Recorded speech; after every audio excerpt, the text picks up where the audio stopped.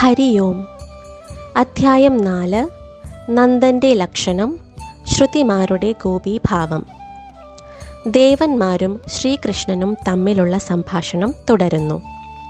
പരമപുരുഷനായ ശ്രീകൃഷ്ണ ഭഗവാൻ പറഞ്ഞു: എൻ്റെ സുഹൃത്തുക്കളായ ശ്രീദാമനും സുബലനും നന്ദൻ്റെയും ഉപനന്ദൻ്റെയും ഭവനങ്ങളിൽ ജനിക്കും. സ്തോകൻ, കൃഷ്ണൻ, അർജുനൻ, അംശു എന്നിവർ 9 നന്ദന്മാരുടെ ഗൃഹങ്ങളിൽ ജനിക്കും. എൻ്റെ സുഹൃത്തുക്കളായ വിശാലൻ, ഋഷഭൻ, തേജസ്വി, ദേവപ്രസ്ഥൻ, വരുധപ്പൻ എന്നിവർ 6 വൃഷഭാനുക്കളുടെ ഗൃഹങ്ങളിൽ ജനിക്കും. ശ്രീ ബ്രഹ്മാവ് ചോദിച്ചു: നന്ദൻ, ഉപനന്ദൻ, വൃഷഭാനു എന്നിവരുടെ ലക്ഷണങ്ങളും സ്ഥാനങ്ങളും വിവരിക്കാമോ? ശ്രീകൃഷ്ണൻ പറഞ്ഞു: അവർ ഗോപാലകരാണ്. രാവും പകലും അവർ ഗോപാലക ഗ്രാമങ്ങളിലെ പശുക്കളെ സംരക്ഷിക്കുന്നു. കേൾക്കൂ, ഞാൻ അവരെ വിവരിക്കാം. നന്ദൻ 9 ലക്ഷം പശുക്കളുടെ ഉടമയാണ്. ഉപനന്ദൻ്റെ ഉടമസ്ഥതയിൽ 5 ലക്ഷം പശുക്കൾ ഉണ്ട്.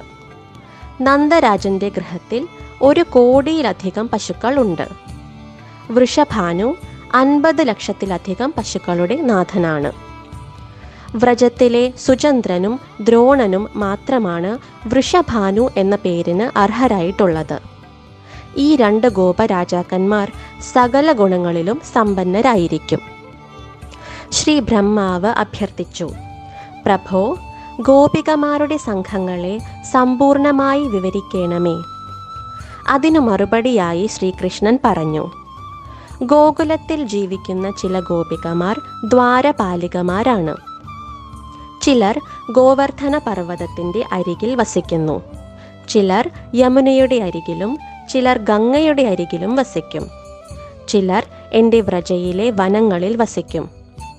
ഈ ഗോപികമാരിൽ ചിലർ വൃന്ദാവനത്തിൻ്റെ വനം സംരക്ഷിക്കുന്നു. മറ്റു ചിലർ ഉപവനങ്ങളെ അലങ്കരിക്കുന്നു. മറ്റു ചിലർ ശയനമുറികൾ ഒരുക്കുന്നു. മധുമാധവി, വിരജ, ലളിത, വിശാഖ, രമ, മായ എന്നിവർ ഓരോ സംഘങ്ങളെയും നയിക്കും.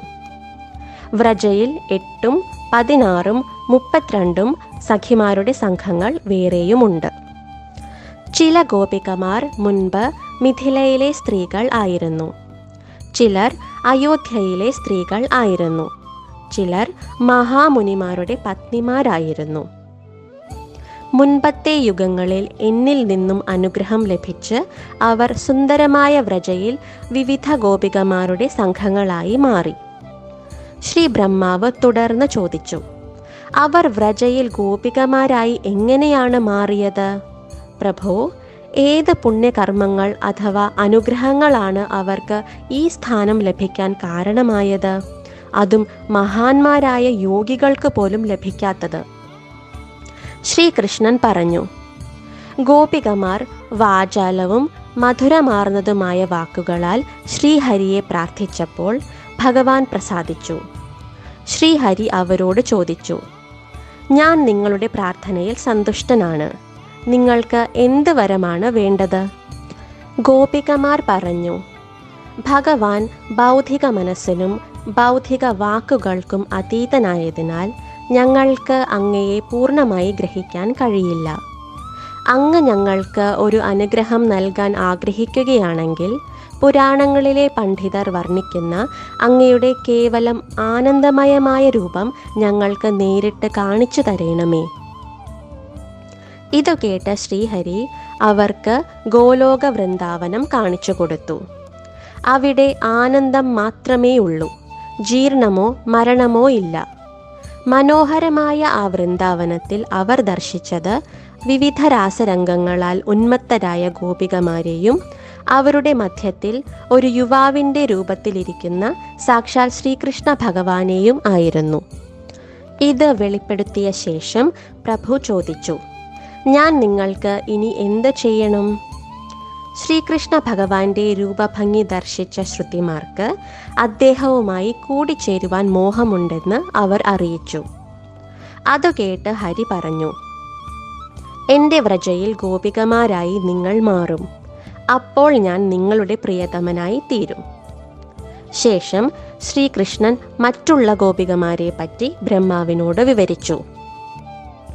ഭക്തരെ സംരക്ഷിക്കാനും അസുരന്മാരെ വധിക്കാനും പ്രഭു ത്രേതായുഗത്തിൽ ദശരഥന്റെ പുത്രൻ ശ്രീരാമചന്ദ്രനായി അവതരിച്ചു.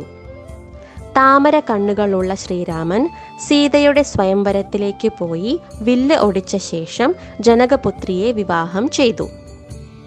മിഥിലയിലെ സ്ത്രീകൾ രാമനെ കണ്ടപ്പോൾ പ്രഭുവിനെ സമീപിച്ച് പറഞ്ഞു, രഘുകുല ശ്രേഷ്ഠ, ദയവായി ഞങ്ങളുടെ ഭർത്താവാകൂ.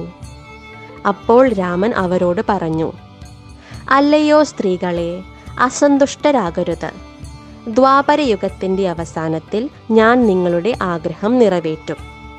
ഭക്തിയോടെ തീർത്ഥാടനങ്ങൾ നടത്തുകയും ദാനങ്ങൾ നൽകുകയും ചെയ്യുകയാണെങ്കിൽ നിങ്ങൾ എൻ്റെ വ്രജയിലെ ഗോപികമാരാകും. അവർക്ക് ഈ അനുഗ്രഹം നൽകിയ ശേഷം ശ്രീരാമൻ അയോധ്യയിലേക്ക് പോയി. രാമൻ സീതയോടും സൈന്യത്തിനോടുമൊപ്പം വന്നപ്പോൾ അയോധ്യയിലെ സ്ത്രീകൾ അദ്ദേഹത്തെ കണ്ട് ഭ്രമിച്ചുപോയി. ശ്രീരാമനെ പ്രാപിക്കാനായി വ്രതം സ്വീകരിച്ച് അവർ സരയൂ നദിയുടെ തീരത്ത് തപസ് ചെയ്തു. ആകാശത്ത് നിന്നും ഒരു ശബ്ദം അവരോട് പറഞ്ഞു, ദ്വാപരയുഗത്തിൻ്റെ അവസാനത്തിൽ യമുനാ തീരത്തുള്ള വനത്തിൽ നിങ്ങളുടെ ആഗ്രഹം സഫലമാകും. പിതാവിൻ്റെ വാക്കു പാലിക്കാൻ രാമൻ സീതയെയും ലക്ഷ്മണനെയും കൂട്ടി ദണ്ഡകാരണ്യത്തിലേക്ക് പോയപ്പോൾ ആ വനവാസകാലത്ത് ഭഗവാനെ കാണാൻ ഭാഗ്യം ലഭിച്ച മഹർഷിമാർക്ക് പോലും ഭഗവാനോട് സീതയ്ക്കുള്ളിലെ സമാനമായ പ്രേമം ഉദിച്ചിരുന്നു. അവർക്കും അവരുടെ എല്ലാ അഭിലാഷങ്ങളും താൻ ദ്വാപരയുഗത്തിൽ വൃന്ദാവനത്തിലെ യമുനാ തീരത്ത് വെച്ച് സാധിച്ചു കൊടുക്കാം എന്ന് ശ്രീരാമൻ അനുഗ്രഹിച്ചു. ശ്രീരാമൻ അവസാന കാലത്ത് സീതയെ ഉപേക്ഷിക്കുകയുണ്ടായല്ലോ. അതിനുശേഷം യജ്ഞങ്ങൾ നടത്തുമ്പോഴെല്ലാം സീതയുടെ സ്വർണ്ണ പ്രതിമകൾ ഉണ്ടാക്കിയിട്ടായിരുന്നു ഭഗവാൻ കർമ്മങ്ങൾ അനുഷ്ഠിച്ചിരുന്നത്. അങ്ങനെ അയോധ്യയിൽ യജ്ഞസീതമാരുടെ ഒരു കൂട്ടം തന്നെ ഉണ്ടായി. അവരെല്ലാം ചൈതന്യം പൂണ്ട് ജീവൻ വച്ച ശേഷം ശ്രീരാമനോട് തങ്ങളെ സ്വീകരിക്കാൻ അപേക്ഷിച്ചു.